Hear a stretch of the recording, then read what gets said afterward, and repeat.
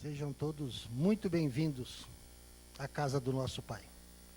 Mais uma semana que nós estamos começando, uma semana que nós não sabemos o que nos espera, mas sabemos que Deus está no controle de tudo.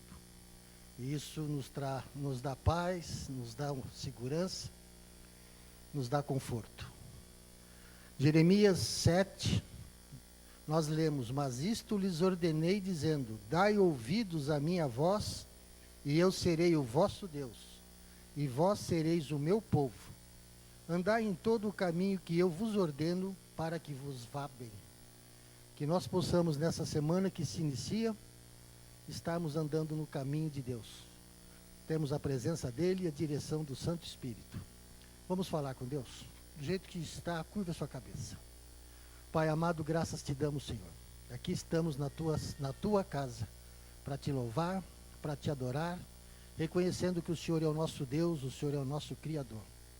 Suplicamos agora, Pai, no início do nosso culto, que o teu Santo Espírito possa nos iluminar e possa dirigir, e que todas as ações que aqui ocorrerem sejam de acordo com a tua santa e bendita vontade. Suplicamos desde já que o teu Santo Espírito possa iluminar o pastor Fábio, e que através dele nós possamos ouvir a tua mensagem para as nossas vidas. Suplicamos a tua bênção, a tua proteção, no nome santo e doce de Jesus Cristo. Amém, Senhor. Vamos ouvir as mensagens da nossa igreja.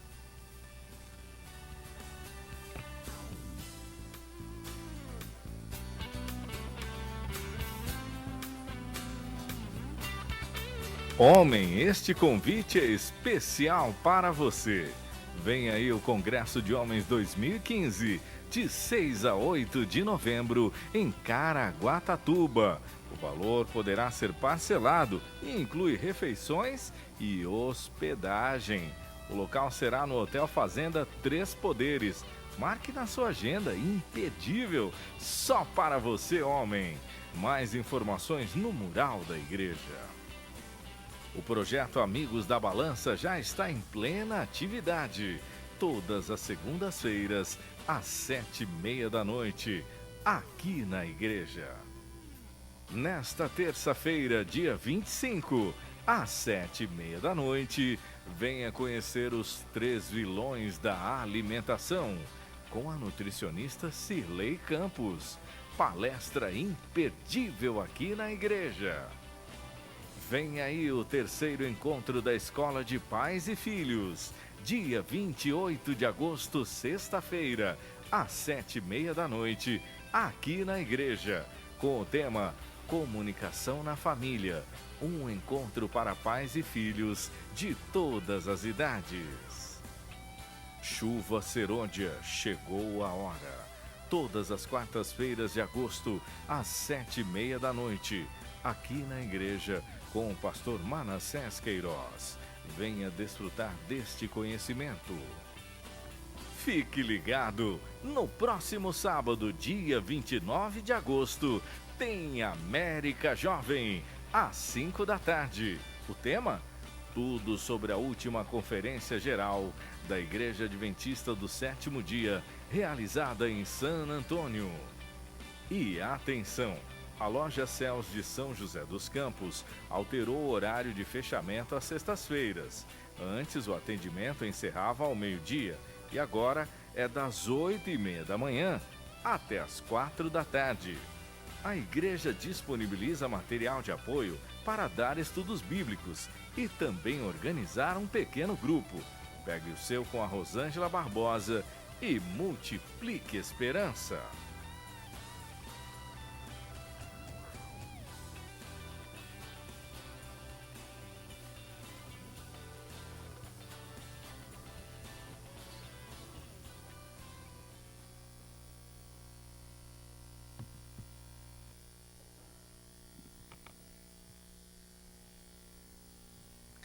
Boa noite, sejam bem-vindos mais uma vez à casa do nosso Deus. Que bom, né? Podemos finalizar aí o nosso dia, o nosso final de semana, na casa do nosso Pai. Que bênção maravilhosa. E nós viemos aqui nesta noite exatamente para adorar o nosso Deus, em espírito e em verdade, louvando, recebendo as bênçãos dele através da palavra falada. Mas este é o momento da nossa participação ativa, através do louvor.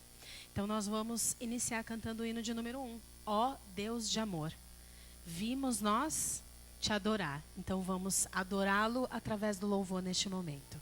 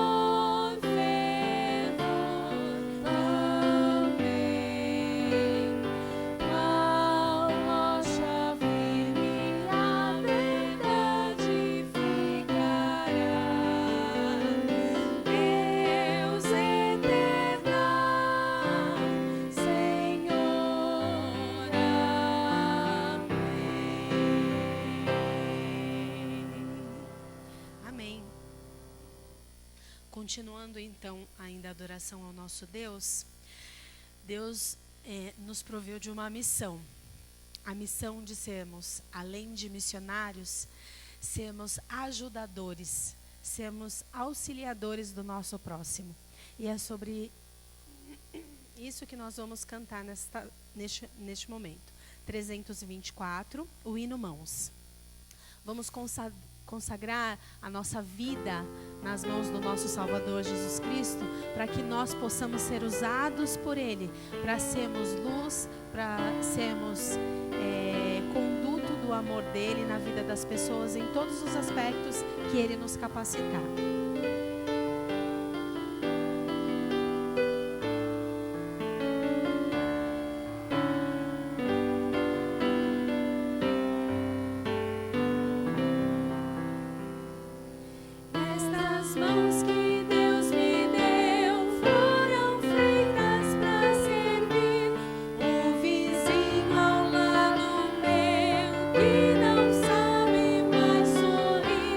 Através de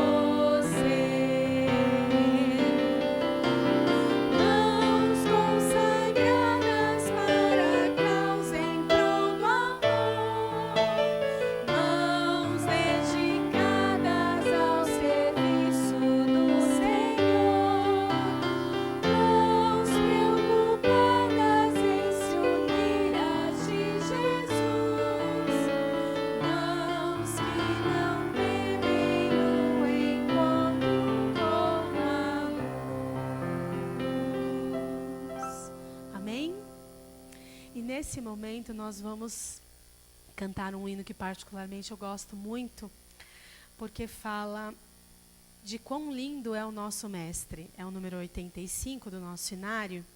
Ele é rei do céu, ele é rei da terra, mas ele é o nosso Salvador, o nosso Redentor. Ele nos amou de maneira incondicional. Ele é lindo, ele é maravilhoso. Então nós vamos cantar sobre isso neste momento. Vamos nos colocar em pé e adorarmos o nosso Deus com este hino.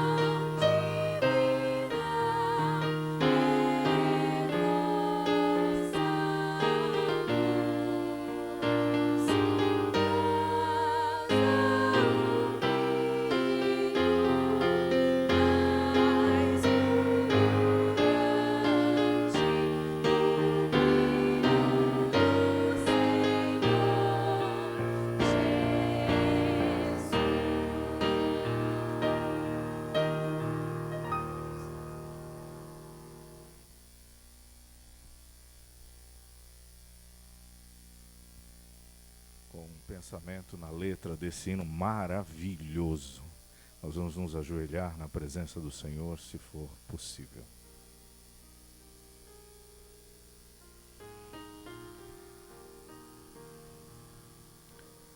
Senhor nosso Deus,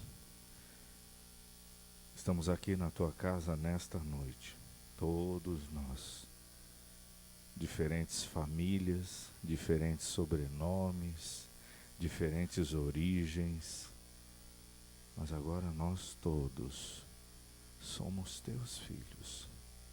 Não importa o nosso sobrenome agora. O que importa é que somos Teus filhos e viemos aqui, ó Pai, porque estamos precisando ouvir a Sua voz através da pregação da Sua palavra. Trazemos, ó Deus, de nosso lar, de nossa casa, tantas angústias, tantos conflitos, tantas insatisfações, ó Deus, que aqui apertam e angustiam nosso coração. Nós queremos, ó Deus, aqui neste lugar, ao ouvirmos a Sua palavra, sermos confortados por ela, que o Teu Espírito, ó Deus, traga calma ao nosso coração, discernimento, sabedoria, para que com humildade, ó Deus querido, nós possamos resolver todos aqueles problemas que tanto nos afligem. E que ao pastor Fábio Campos abrir a Tua palavra nesta noite, que o Teu Espírito, que tem usado poderosamente, possa fazer com que ao sairmos daqui, ó Deus querido, possamos dizer lá no fundo do coração: e dizer também na ponta da língua: aqui Deus falou conosco. Perdoa, Deus querido, os nossos pecados. Nos ajuda a olhar para esse Jesus manso, doce e gentil. Nos ajuda a esquecer de qualquer outra pessoa, de qualquer outro que nos aflija agora e olhar somente para Jesus. É o que rogamos, ó Pai querido, em nome de Jesus Cristo. Amém.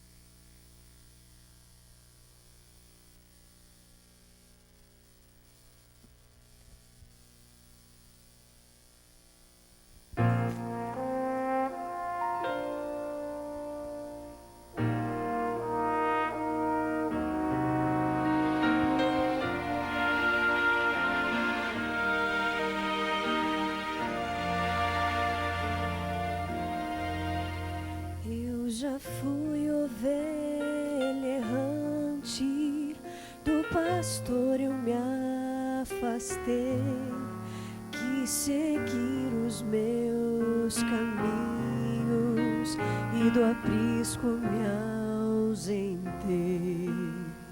Foi um passo após o outro, sem notar eu me perdi.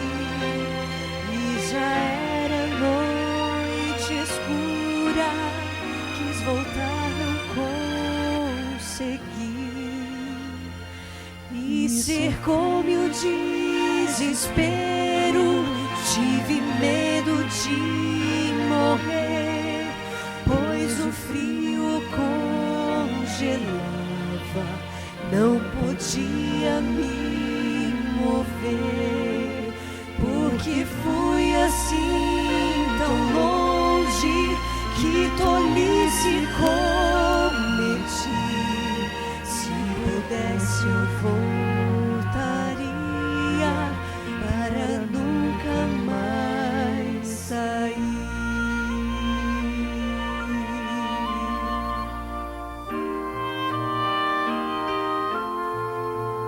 De repente ouvi ao longe uma voz tão familiar. Era o meu pastor chamando, quase rouco de gritar. Me avistou lá no penhasco e correu pra me alcançar.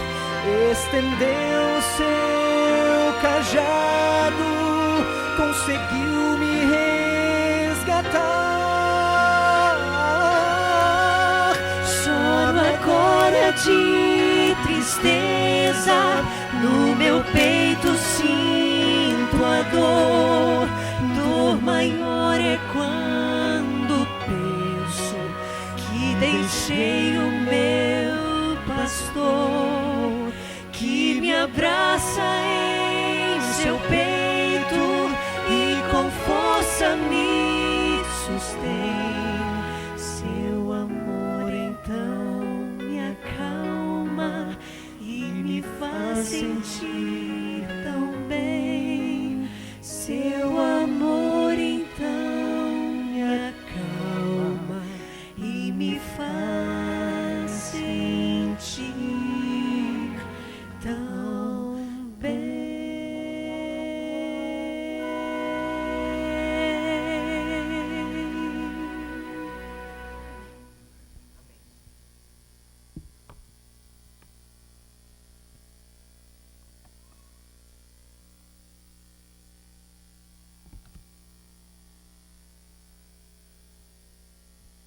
Boa noite, irmãos. É um grande prazer estar aqui com vocês hoje. Obrigado, Ronald e a esposa, pela música. Muito bom. E é bom ver vocês outra vez, ver o povo aqui. Tem muito tempo que eu não venho aqui porque estava viajando, férias e conferências e outras coisas. Mas é bom estar aqui com vocês e ver o povo de Deus aqui da Igreja Jardim América. E principalmente porque esse mês é um mês especial, né? Esse mês eu fiquei mais velho e a Dani também. E eu dei parabéns para a Dani, falei para ela que ela tem que seguir em frente, que ela é uma menina de valor e tem feito uma diferença aqui nessa igreja. É muito bom ver que o povo de Deus está crescendo em toda parte. Esse mês de agosto, a partir de agora, de setembro, outubro, novembro, nós vamos ter o batismo da primavera em todas as nossas igrejas. E a gente está vendo uma multidão aí de pessoas, graças a Deus, se preparando para ser batizadas. A gente, como pastor, a gente fica encucado com uma coisa que acontece, porque parece que a igreja trabalha mais no segundo semestre para frente. Ou pelo menos parece que a gente fica 6 meses trabalhando, preparando o pessoal para depois batizar, de setembro, outubro, novembro. E a gente tem bastante pessoas que vão estar batizando as nossas igrejas agora. E eu fico muito feliz de ver batismos na igreja. E isso é muito bom. Essa igreja aqui tem feito diferença nesse bairro e a gente ora constantemente pela igreja do Jardim América. Hoje eu quero estudar com vocês um tema da Bíblia que é muito interessante e que eu gosto muito. E eu acho que Jesus gostaria que a gente falasse mais a respeito disso.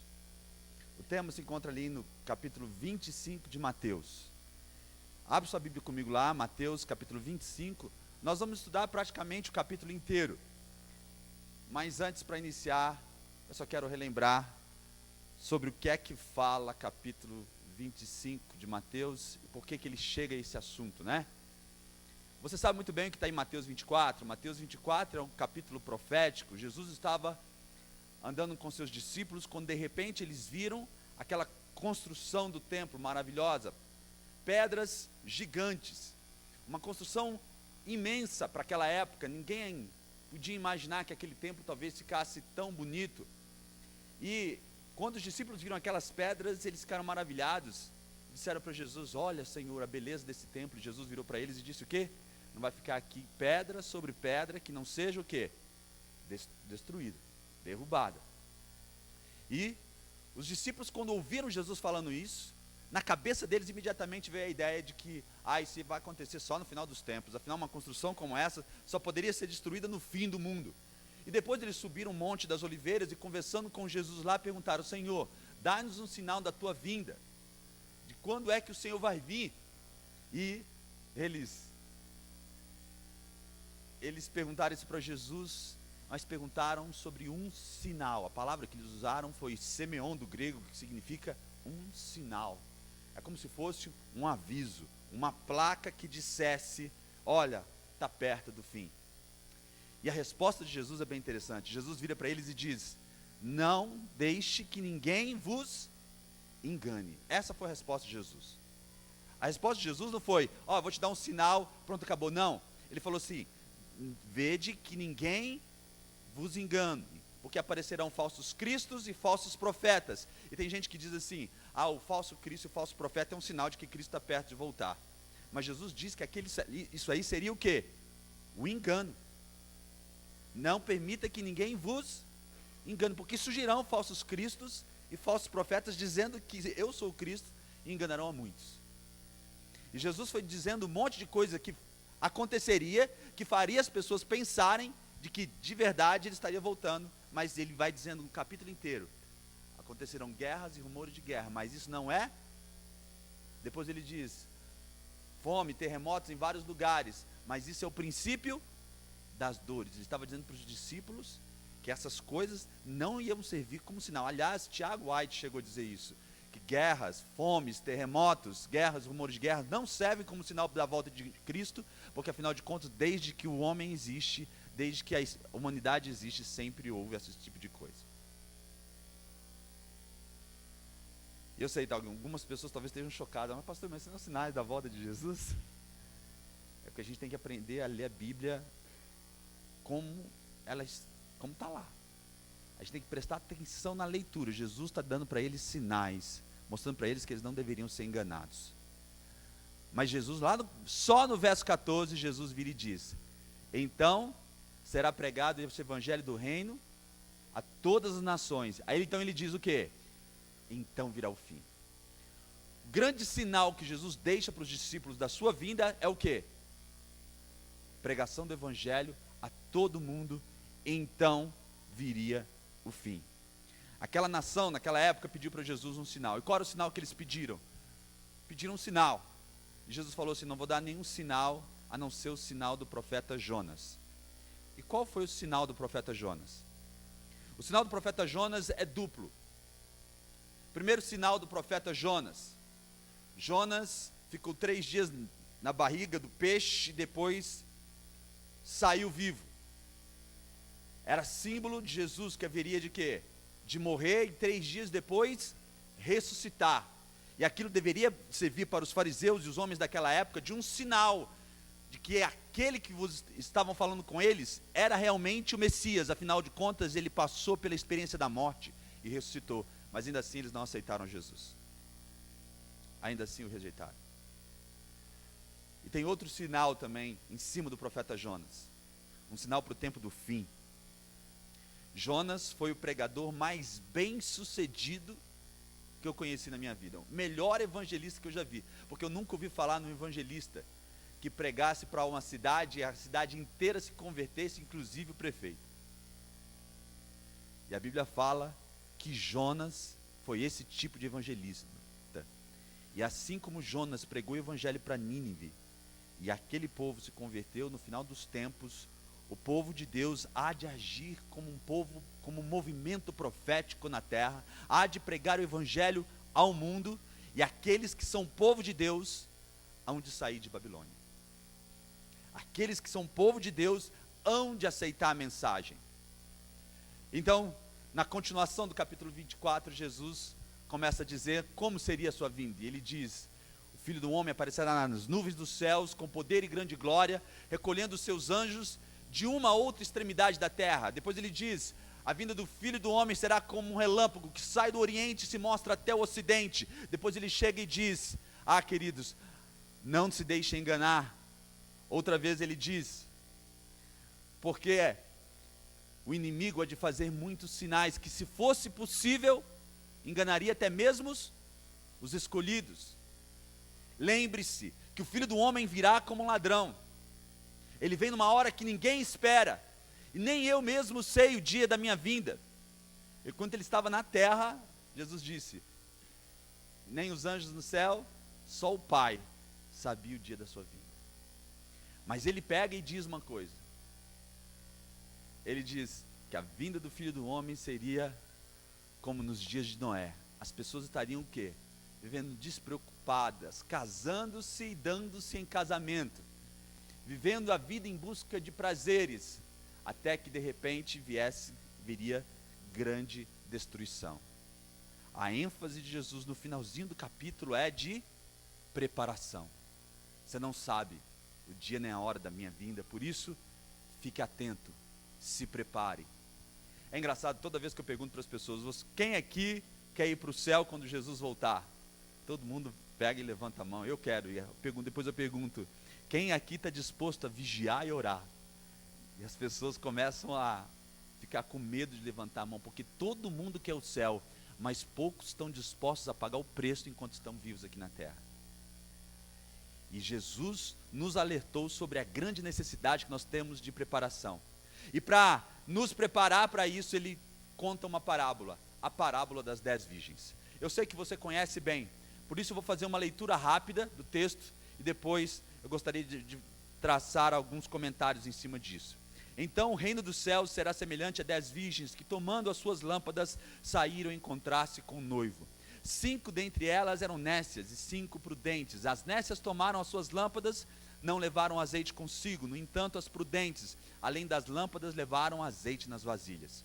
E tardando o noivo, foram todas tomadas de sono e adormeceram. Mas à meia-noite ouviu-se um grito: eis o noivo, saia ao seu encontro. Então se levantaram todas aquelas virgens e prepararam as suas lâmpadas. E as nécias disseram às prudentes: dai-nos do vosso azeite, para que as nossas lâmpadas porque as nossas lâmpadas estão se apagando. Mas as prudentes responderam: não, para que não nos falte a nós e a vós outras, ide antes aos que vendem e comprai-o.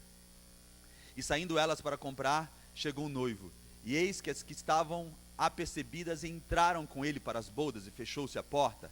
Mais tarde chegaram as virgens nécias, clamando: Senhor, Senhor, abre-nos a porta. Mas ele respondeu: em verdade vos digo que não vos conheço. Vigiai, pois não sabeis o dia nem a hora. O texto é muito interessante. Na época de Israel, os casamentos eram diferentes do que são hoje. Os casamentos naquela época duravam uma média de 7 dias, e eles aconteciam mais ou menos assim. O noivo saía da sua casa com uma procissão de pessoas, à noite segurando lâmpadas. A lâmpada, você sabe como que era um vasinho, tipo um bulizinho pequenininho, bem raso, de barro, que continha ali dentro azeite, e um pavio que fazia aquele azeite queimar, e eles saíam segurando aquelas lâmpadas pelas ruas e fazendo muito barulho. E as pessoas que eram convidadas da festa ficavam na estrada esperando a procissão para passar, para se juntar junto com o noivo. O caminho dele era o seguinte: ele saía da sua casa e ia até a casa da noiva, pegava a noiva com outras pessoas que lá estariam esperando. A procissão aumentava, então eles iam para a casa aonde eles iriam futuramente morar depois que se casassem. E ali eles começavam uma festa que geralmente durava 7 dias. E o ápice da festa era um momento em que o noivo e a noiva entravam para a sua câmara. Ali eles consumavam um casamento, e então o noivo trazia um lençol geralmente sujo de sangue, provando a virgindade da moça. E uma festa espetacular, mas tinha que estar preparado para ela. E a Bíblia, quando conta essa história, Jesus quando conta essa história é cheia de simbologia bíblica. Você sabe muito bem o que essas coisas simbolizam. As mulheres na história simbolizam o quê? A igreja. As mulheres na Bíblia simbolizam a igreja. E virgens, então, significa o quê? Uma igreja apostata? Não, uma igreja pura. Elas tinham a lâmpada nas mãos. O que significa a lâmpada na Bíblia? Salmo 119 e 105. Lâmpada para os meus pés é a tua palavra, e luz para os meus caminhos. E além disso, a lâmpada era iluminada por que tipo de combustível? O azeite. Azeite na Bíblia é símbolo do quê? Do Espírito Santo. Isso significa que essa igreja, antes da volta de Cristo, haveria de ser uma igreja pura.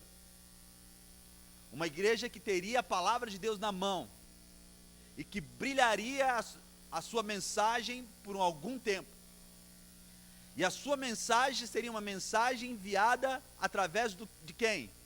Do Espírito Santo. Todo trabalho da igreja só vale a pena se for um trabalho movido pelo Espírito Santo. É o Espírito Santo que dá vida às nossas obras. É o Espírito Santo quem faz todo o trabalho pessoal de conversão no coração dos crentes. Eu acho até que muitas vezes nós roubamos a glória que é devida a Deus e ao Espírito Santo quando nós dizemos a frase: eu trouxe fulano de tal para a igreja. Você não trouxe ninguém, quem trouxe foi Espírito Santo. Ele pode até ter te usado como canal de salvação para ajudar alguém a se aproximar de Deus, mas quem converteu, quem moveu, quem mudou o coração foi quem? Espírito Santo. Ellen White fala que esta parábola representa a igreja de Cristo antes da sua volta. Mas apesar de ser uma igreja pura, uma igreja que tem a palavra de Deus na mão e que é movida pelo Espírito Santo, todas elas, ou melhor, 5 delas apenas dormiram. Não é isso que a Bíblia fala? Quantas dormiram? Todas. A Bíblia está dizendo claramente que apesar da igreja ser pura, santa e verdadeira, ela passaria por um momento de letargia, o quê? Espiritual. De morbidão espiritual.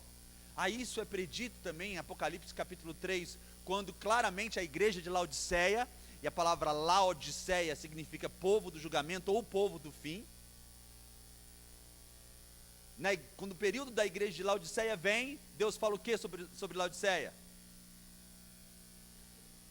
Você não é quente, nem frio, é és morno, e a sua morbidão causa náuseas em mim, tanto que eu estou a ponto de vomitar-te da minha boca. Você diz no seu coração, sou rica e abastada, e de nada tenho falta, mas na verdade você não sabe que é miserável, pobre, cego e nu. E é tão interessante você ver isso, né? Tem duas igrejas em Apocalipse que me chamam a atenção, ali nas 7 igrejas. Uma é a igreja de Esmina. A igreja de Esmina, a mensagem é exatamente ao contrário. A igreja de Esmina era uma igreja que viveu num período de perseguição, e o sangue dos cristãos naquela época era semelhante a sementes. Um cristão morria, 10 se convertiam, 10 morriam, 100 se convertiam, e assim quanto mais matavam cristãos, mais cristãos apareciam. Eles não tinham igreja, eles tinham que se reunir muitas vezes em cavernas, em catatumbas às vezes, eles se escondiam, fugiam, eram perseguidos, mortos, mas a igreja crescia, movida pelo Espírito Santo de Deus. Mas a mensagem de Cristo àquela igreja era: tu és pobre, mas tu és rica. Você não tem nada que as outras igrejas, você não é poderosa, você não tem um templo bonito, você não tem rádio nem televisão, você não tem nada disso que hoje a gente tem, mas tu és rica. Por quê? Por causa do poder do Espírito Santo. Mas o tempo mudou a situação da igreja. Quando chega para a igreja de Laodiceia, a história é outra. Você pensa que você é rica, mas na verdade você não sabe que você é miserável, pobre, cega e nua.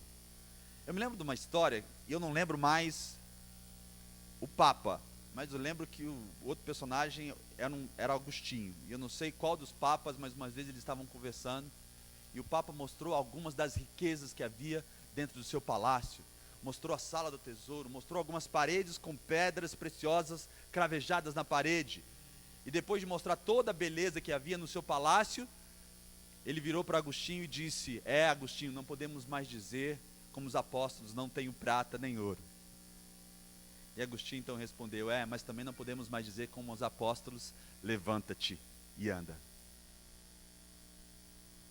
Porque a igreja ganhou financeiramente, talvez tenha ganhado prédios, bens e poder, mas perdeu o mais importante, o poder do Espírito Santo que movia a igreja. E é por isso que os conselhos de Cristo, aquela igreja, a igreja de Laodiceia, são tão pertinentes. Ele diz 3 conselhos. E olha, eu não dou conselho para ninguém, a não ser que a pessoa esteja errando naquilo. Eu não falo para o Osíris com certa gravata, a não ser que a gravata dele esteja torta. Mas a sua está direitinho, viu, Osíris? E Jesus, ele vai direto ao ponto quando diz: aconselho de que de mim compres ouro refinado pelo fogo, vestiduras brancas para te vestires, e o que mais? Colírio para ungires os teus olhos, a fim de que vejas. Vestiduras brancas, ouro refinado pelo fogo e colírio. Na Bíblia, exatamente Apocalipse, em capítulo 19, a Bíblia fala que as vestes brancas são os atos de justiça dos santos. Se Deus está dando um conselho para mim, no qual eu estou em falta, talvez o problema da nossa igreja hoje, do nosso povo hoje, seja a questão de que nós falamos muito sobre a teoria do amor, a teoria do bem, mas nós praticamos pouco. E o conselho de Cristo é que a gente compre vestes brancas, que simbolizam os atos de justiça dos santos. A gente tem que parar de viver apenas na teoria da verdade, na teoria do amor, e começar a praticar esse amor de verdade. Talvez seja sobre isso que Ellen White estava dizendo, quando ela disse que a verdadeira necessidade da igreja é de uma reforma, de uma verdadeira piedade entre nós. Uma verdadeira piedade, um amor verdadeiro, um amor que toca, um amor que tira do chão, um amor que cobre, um amor que alimenta, um amor que veste, um amor que abraça. Depois, Cristo diz: ouro refinado pelo fogo. É isso que você precisa. E o que é o ouro refinado pelo fogo? A Bíblia fala, principalmente em Pedro, que a nossa fé para Deus é como um ouro. E se o ouro passa pelo fogo, ele sai pior ou melhor? Ele sai refinado. Deus está dizendo que a nossa fé para Ele é preciosa, é como o ouro, mas o ouro tem que passar pelo fogo. O que é o fogo? O fogo são as provações da vida. O fogo, a igreja conhece o fogo quando a perseguição se levanta, quando as fogueiras se reacendem, aí a gente conhece o fogo. A gente vive numa igreja que desde que foi criada, nunca houve verdadeiramente o fogo da perseguição, nunca se levantou sobre nós. E eu fico vendo o povo como é hoje, como a gente é mal acostumado, né? Quanta gente não sai da igreja e diz desse jeito: ah, eu não volto mais nessa igreja, o pastor não me cumprimentou hoje. Eu não volto mais nessa igreja, afinal de contas não me escolheram para cargo nenhum. Mas o povo de Esmirna, o povo na época da perseguição, eles não desistiam de Cristo em face da morte, em face da crucifixão, em face de poder potencialmente ser queimado numa cruz, com piche jogado em cima do corpo. Ele não fugia, não largava Jesus em face do chicote. Mas nós hoje trazemos às vezes 10 pessoas para a igreja e 5 saem pelas portas do fundo. Por quê? Porque às vezes alguém não cumprimentou, alguém não abraçou, ou porque não foi escolhido para isso ou para aquilo. Que fé é essa que nós temos hoje? Cristo está falando que a nossa fé tem que ser uma fé que resiste à provação. Quantas de nós às vezes falhamos em provações, às vezes que são tão pequenas. Às vezes tem gente que desiste da fé, porque eu tenho que trabalhar na sexta-feira. Tem gente que desiste da fé, porque não me deram o sábado lá na escola. E por causa disso, desistem da fé. Mas Deus está dizendo para você que você tem que ter uma fé que suporta provação. E essa fé que passa por provação, sai uma fé melhorada, uma fé aperfeiçoada, uma fé refinada, uma fé que vai ser capaz de ajudar outras pessoas também. E por último, ele diz: colírio para ungir os teus olhos, a fim de que você veja. Colírio na Bíblia é símbolo de discernimento espiritual. Muitos de nós batemos no peito com até um orgulho, dizendo: a gente é o povo que interpreta a Bíblia de cabo a rabo. E eu vou dizer para você uma coisa: tem muita coisa que Deus ainda quer mostrar para a gente. Tem muita coisa que Deus ainda quer revelar aos seus filhos. E muitas vezes a gente perde a bênção da revelação de Deus por causa de um motivo apenas: Deus não pode nos dar mais enquanto nós não somos fiéis àquilo que nós já sabemos. E porque nós não somos fiéis naquilo que nós já sabemos, Deus não pode nos dar mais. Enquanto nós não formos fiéis na reforma de saúde, Deus não vai poder nos dar mais. Quando a gente não começar a ser fiel naquilo que a gente sabe de fato, Deus não pode nos dar mais. É por isso que Cristo diz: olha, aconselho-te que você use o colírio espiritual, a fim de que você tenha mais discernimento espiritual, para que você aprenda de mim e veja que você ainda não aprendeu tudo e que eu ainda tenho muita coisa para te mostrar. A situação da igreja antes da volta de Cristo seria semelhante a esta: uma igreja pura, com uma doutrina pura, carregando a palavra de Deus na mão, iluminando o mundo com o Espírito Santo, mas uma igreja que passaria por um período de morbidão espiritual e dormiria. Mas a Bíblia conta nessa parábola que à meia-noite sai o grito. Qual é o grito? Aí vem o noivo. Às vezes eu fico me perguntando: por que à meia-noite? Porque quando é meia-noite aqui, significa que o sol está do outro lado da terra. Ele está dizendo, em outras palavras, que no momento de maior escuridão espiritual desse mundo, quando esse mundo estivesse cheio de trevas, quando a taça da misericórdia de Deus já estivesse quase transbordando, aí então Cristo apareceria. E eu fico vendo hoje a situação do mundo hoje, eu fico às vezes me perguntando: como é que pode ficar ainda pior? Como é que pode ficar ainda pior? A gente tem cada coisa acontecendo nesse mundo hoje, e a gente para pensar a respeito do amor. Jesus disse que o amor na terra se esfriaria de quase todos. Ele não falou assim, o amor na terra se esfriaria de quase todos, menos dos crentes. Não. Ele disse, de quase todos o amor se esfriaria. E é interessante que essa palavra amor tem 3 palavras dessas no grego, filéu, ágape e eros.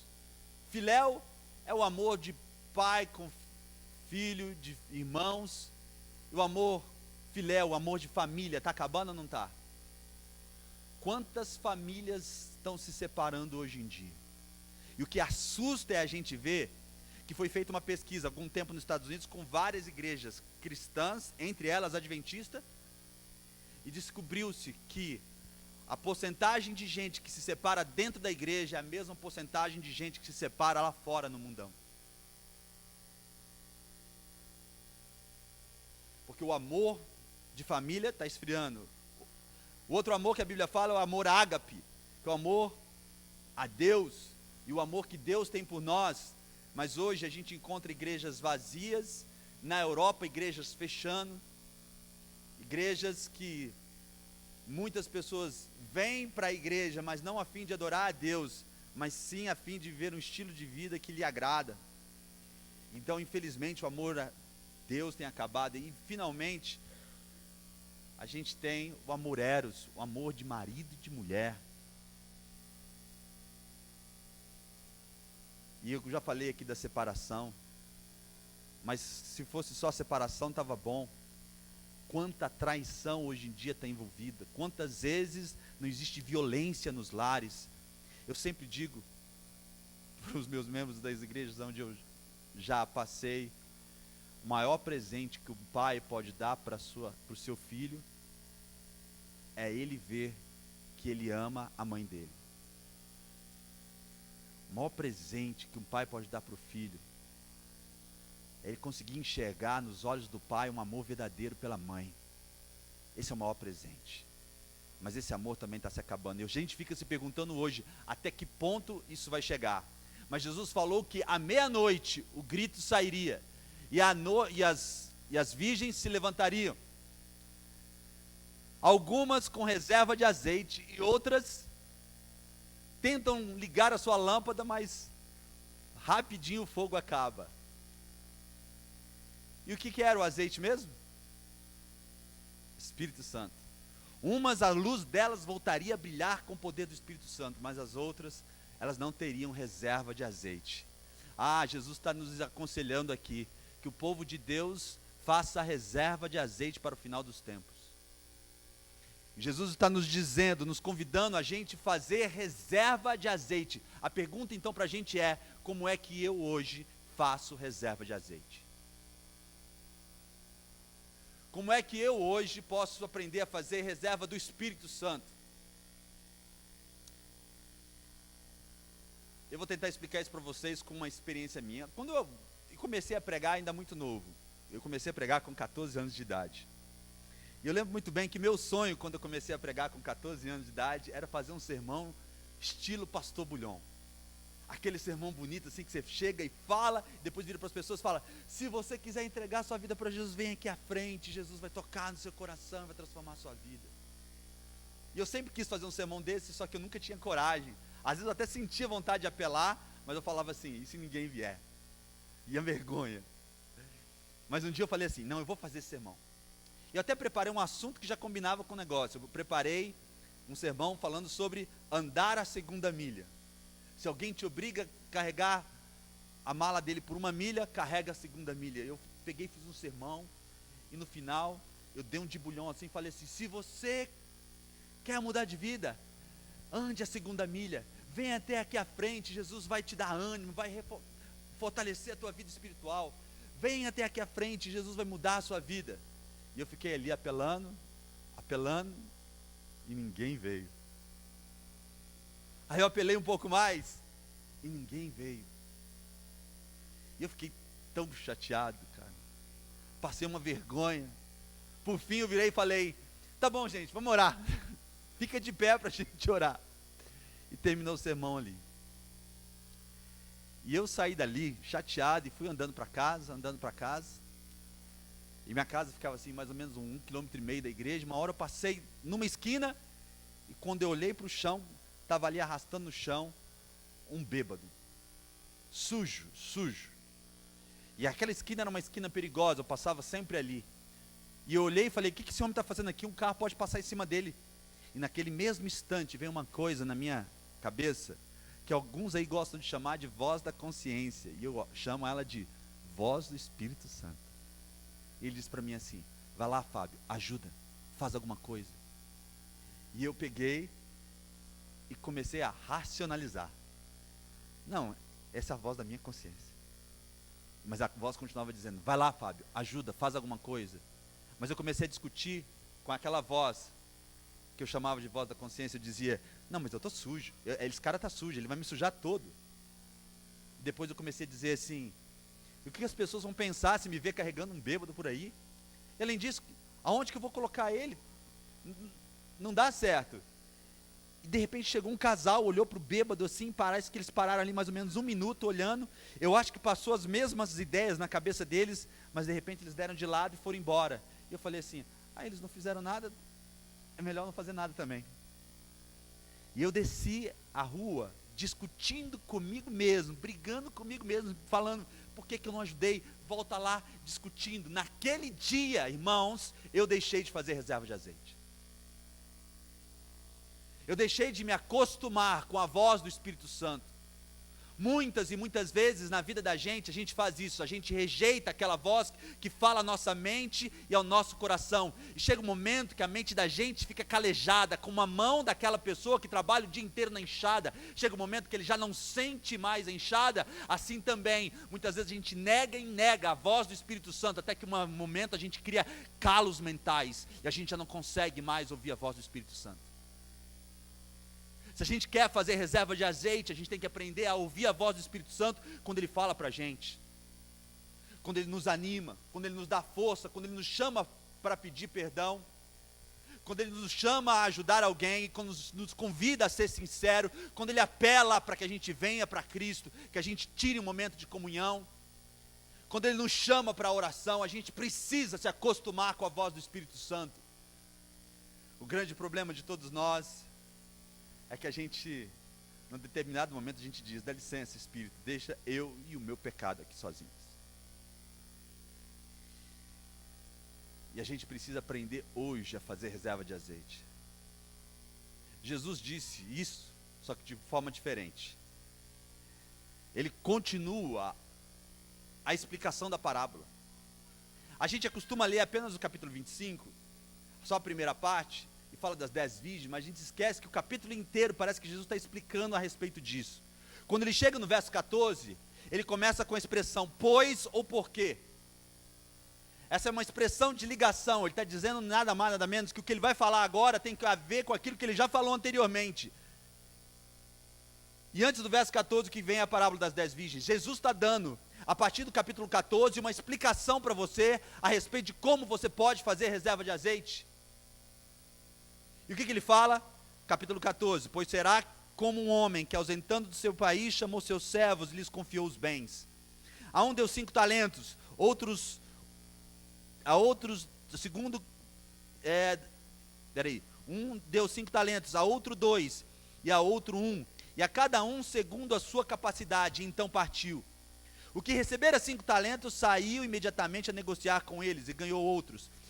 Do mesmo modo que recebera 2 talentos, ganhou outros. Mas o que recebera 1, saindo, abriu uma cova e escondeu o dinheiro do seu senhor.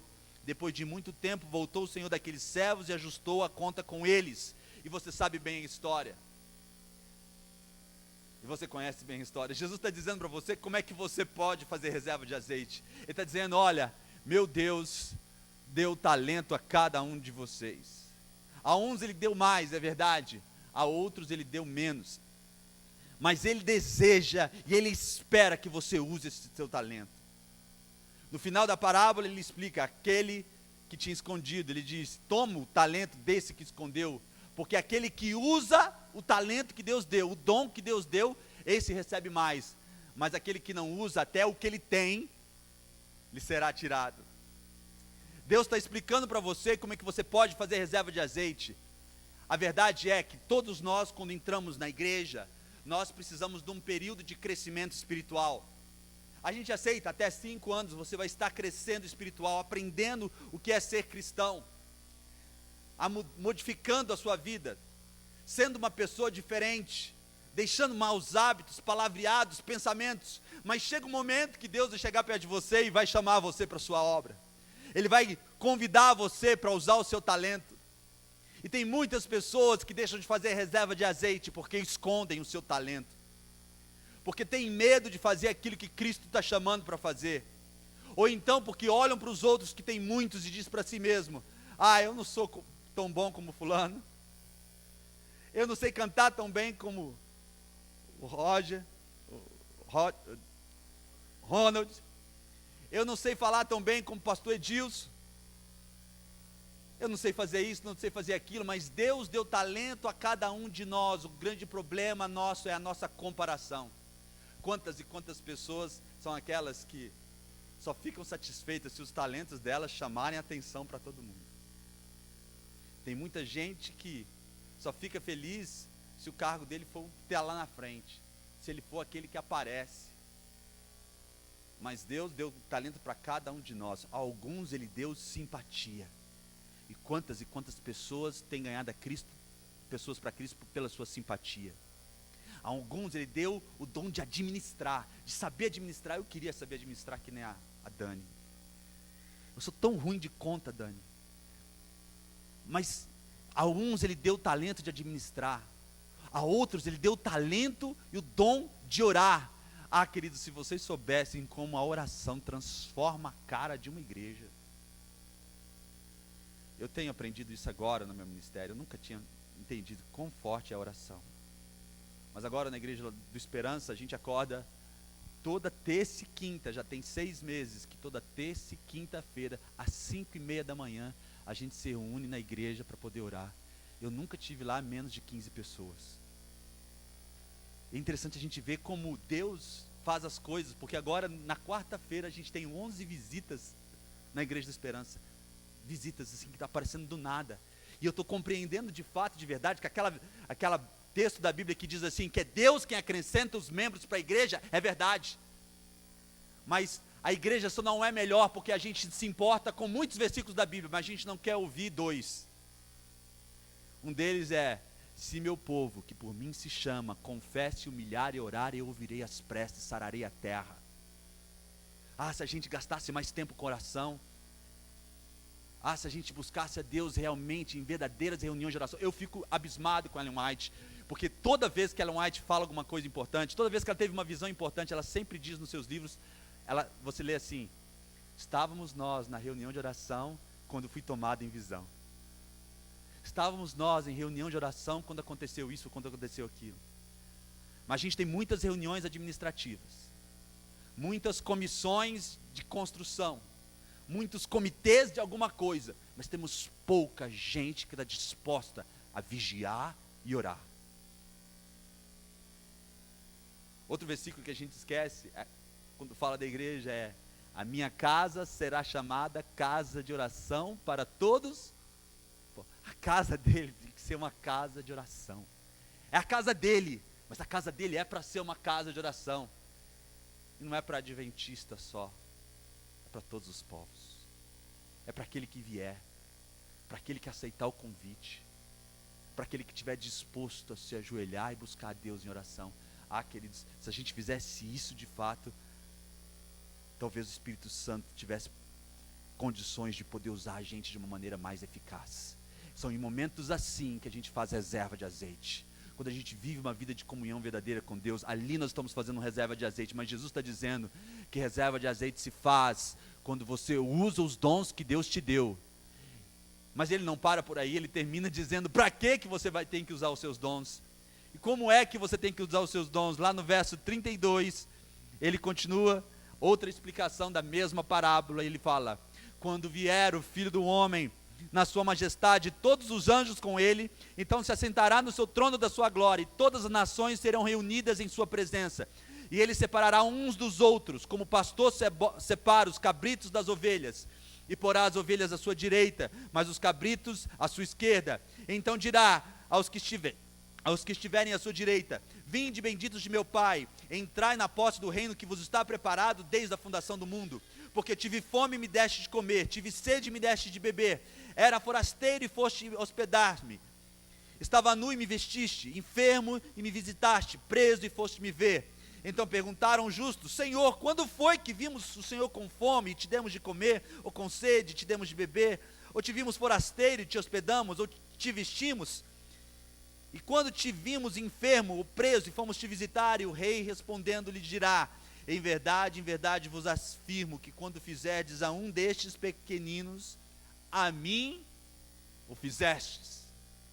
É isso que a Bíblia diz, que toda vez que a gente faz a um desses pequeninos, a gente está fazendo para Jesus. Ele está dizendo, aí é que você faz reserva de azeite, quando você usa os dons e os talentos que Deus te deu, não para você aparecer, não para você ganhar glórias humanas, não para você mostrar quão inteligente ou sábio você é, mas quando você vai lá e faz o bem ao próximo, sem olhar para quem está olhando. Deus nunca deu boa nota, Deus nunca foi muito a favor daquelas pessoas que fazem as coisas para aparecer. Ele fala assim, 3 textos que eu posso citar para vocês de cabeça aqui. Que a mão direita dá, a esquerda não fique sabendo. Depois ele fala assim, se quer orar, entra no teu quarto, fecha a porta e não deixa ninguém saber. E depois ele vira para você e fala, você vai jejuar, lava o rosto bem, veste uma roupa bonita e não deixa ninguém saber que você está jejuando.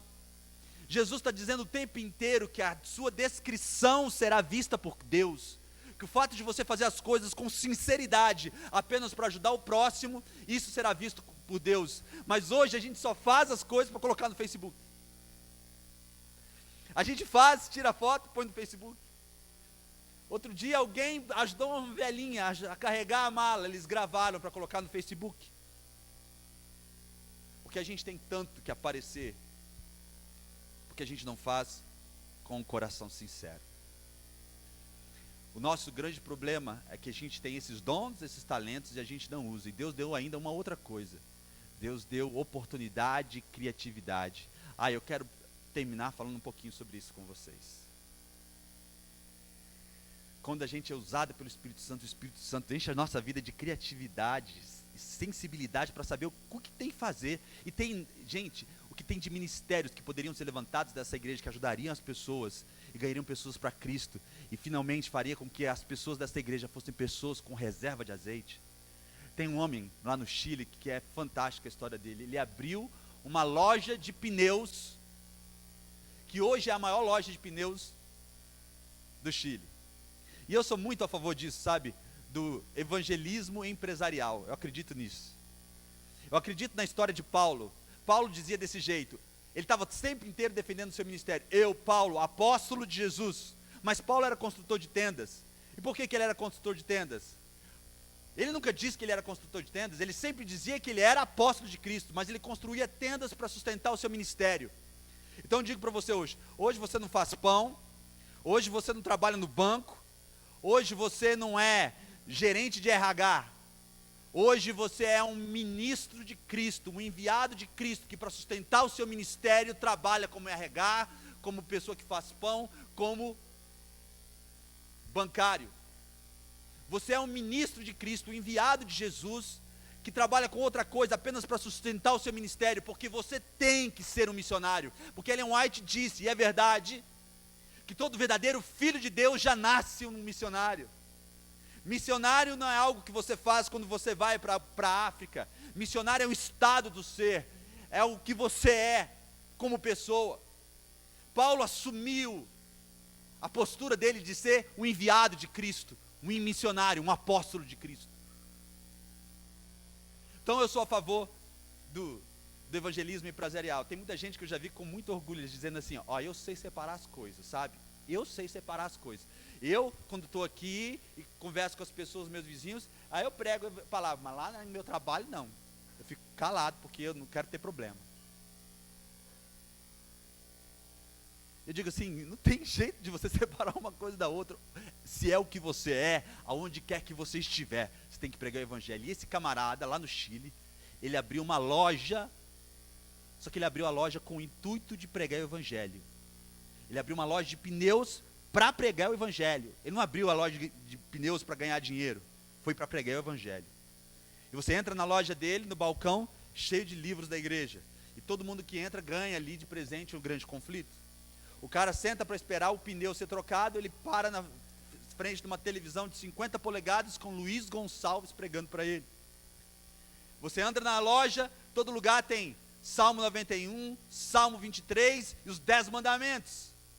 E não tem jeito de você sair dali sem ser impactado pela mensagem que aquela loja tem para dar. E a loja interessante dela, lá tem um departamento de vendas, tem um departamento jurídico, e lá tem um departamento missionário, com 2 pastores e 2 obreiros bíblicos contratados pela loja, só ficam ali 8 horas por dia pensando como é que eles vão poder evangelizar as pessoas que entram na loja.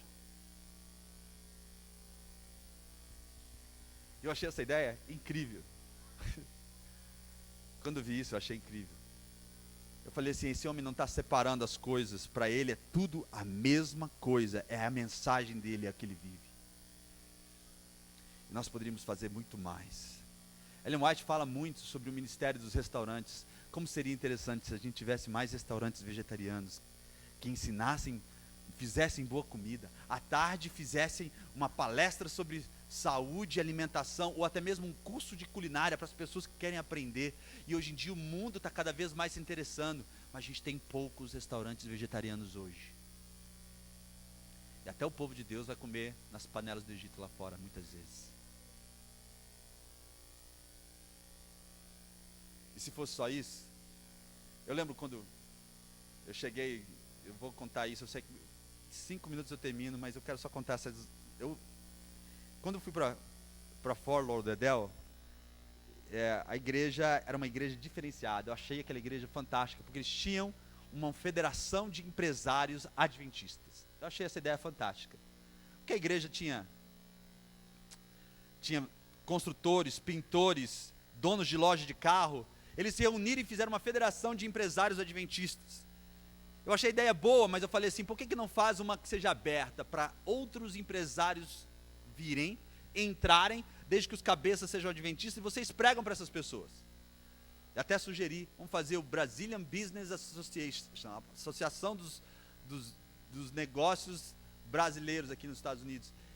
E algumas pessoas acharam interessante a ideia, me empolgaram, falaram para mim, faz alguma coisa que a gente vai topar. E eu passei 3 noites inteiras escrevendo uma ideia que me veio na cabeça, uma feira de negócios. A igreja tinha um terreno do tamanho do sítio da Maria, com um gramado imenso. Eu falei, a gente vai montar umas barracas aqui, cada empresário vai mostrar o seu negócio para o outro poder conhecer. E a gente vai fazer dentro da igreja uma palestra de empreendedorismo para esses empresários. E depois a gente vai fazer um outro curso para eles, e vamos tentar evangelizar esse povo desse jeito. E aí fiquei 3 noites sem dormir, escrevendo, depois eu peguei aqueles papéis, dei para os pastores, dei para outras pessoas. Mas a ideia nunca saiu do papel. Mas incrível, passou exatamente 1 ano. 1 ano depois, eu estava dirigindo, de repente eu vi um carro escrito assim, feira de negócios, eu vou. Feira de negócios, eu vou. E aí quando eu fui ver, a igreja batista, parece que leu todo o meu papel. Fez exatamente aquilo. Fez uma feira de negócios, colocou todo mundo para apresentar suas coisas, fez palestra dentro da igreja, e os empresários todos dos Estados Unidos, que eram brasileiros, foram lá e conheceram a igreja. O pastor ganhou uma fama que todo mundo quer pedir conselho, vai para aquele pastor. E sabe o que aconteceu? O consulado brasileiro achou aquela igreja tão boa e tão popular, tão conhecida pelos brasileiros nos Estados Unidos, que eles colocaram uma agência do consulado lá. Agora todo mundo que quer tirar documento vai na igreja batista. E poderia ser na igreja adventista. Se a gente saísse da teoria e começasse a viver a prática. Se a gente tivesse uma fé que passa pela provação. Se a gente tivesse discernimento espiritual para entender que a hora está chegando, que o mundo está acabando, que Cristo está voltando. E a gente continua vivendo a vida como nos dias de Noé, casando-se, dando-se em casamento, preocupados com tudo nesse mundo, menos preocupado com aquilo que é essencial. Eu não sei. Quando eu penso a respeito disso, o meu coração arde. Eu não sei se arde o seu. Arde o seu? Você está preocupado com a volta de Cristo?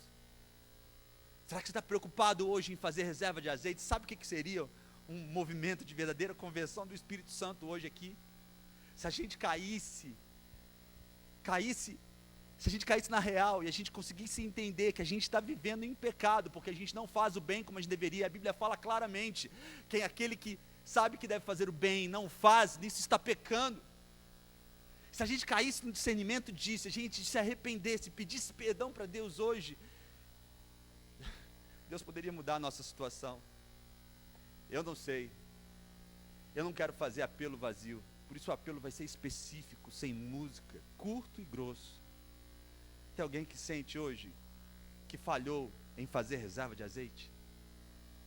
Tem alguém que hoje sente que quer dizer para Deus: Senhor, me perdoa, porque muitas oportunidades já passaram na minha mão e eu deixei passar despercebido, e eu quero te pedir perdão. Eu quero convidar você para vir aqui à frente, eu quero orar com você. Sai da onde você estiver e vem até aqui à frente. Eu quero orar com você. Porque eu também já me senti assim. Eu sei quantas oportunidades nessa vida eu perdi. Eu quero pedir a Deus perdão hoje. E eu quero começar esse perdão com uma oração com meus irmãos.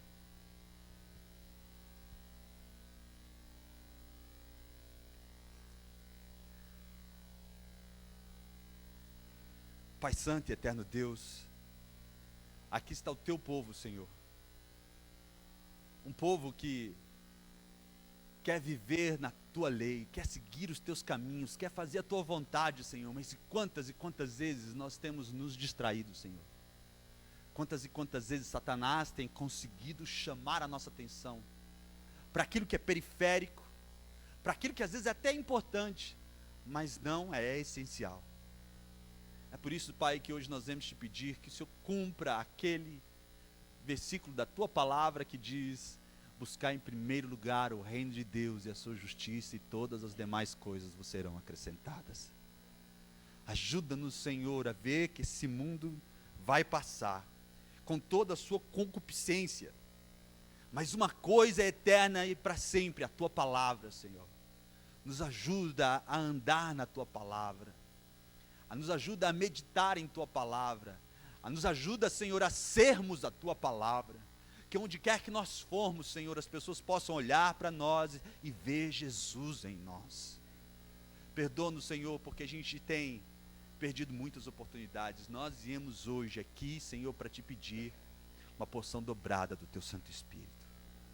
A gente vem te pedir, Senhor, que o Senhor nos ajude a fazer reserva de azeite agora nos tempos de refrigério, para que quando, Senhor, os dias de fogo vierem, nós possamos estar de pé, felizes, com as nossas lâmpadas na mão, e quando Jesus aparecer nas nuvens dos céus, que nós possamos dizer: este é o Senhor a quem nós aguardávamos. E que nós ouçamos da sua voz: vinde, benditos de meu Pai, recebei por herança o reino que vos está preparado desde a fundação do mundo. Abençoa, Senhor, esta igreja.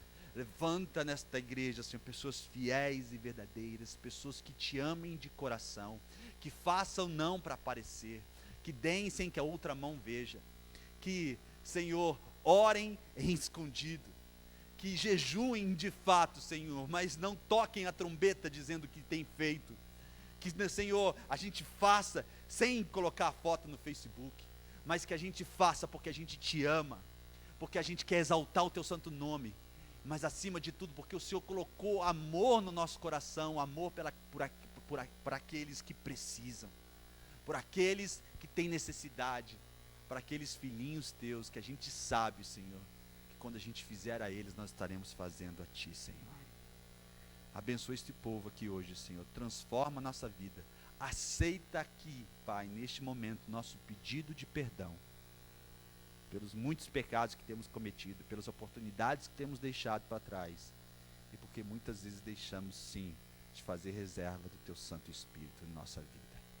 Ajuda-nos a ouvir a tua voz, que toda vez que nós andarmos e tentarmos nos desviar para a direita ou para a esquerda, que nós ouçamos aquela voz dizendo à nossa mente: este é o caminho, andai por ele. É o que eu te peço e te agradeço, no nome santo do teu Filho amado, Jesus Cristo. Amém, Senhor. Amém. Deus abençoe você.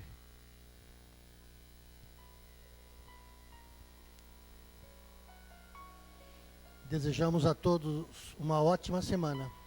Que nessa semana você possa distinguir aquilo que é importante e aquilo que é essencial. E que nessa semana você possa estar mais perto de Deus. Nos encontramos na quarta-feira, às 19h30, pela graça e bondade do nosso Deus. Uma boa noite, um bom descanso.